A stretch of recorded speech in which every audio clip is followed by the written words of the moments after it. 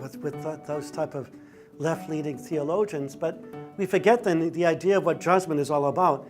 God defining the judgment, our final end. Depart from me, you are cursed, into the everlasting fire. There are 15 references to the everlasting fire, or the fire that does not go out, the fire that is not extinguished. In New Testament as well as Old Testament references to that hellfire that does last. When a judgment is given, it's a lasting judgment.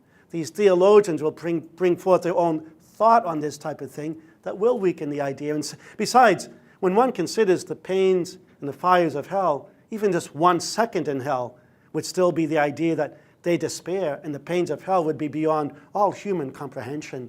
So yeah, again, they lessen the effect of hell, or they lessen the punishment of God, which is legitimate. I mean, God's punishment, his justice.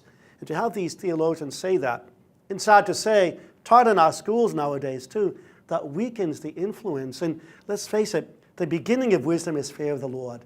When a young child first starts out learning things intellectually, he's punished if he steals from the bicky jars. What happens? A slap on the wrist, this type of thing.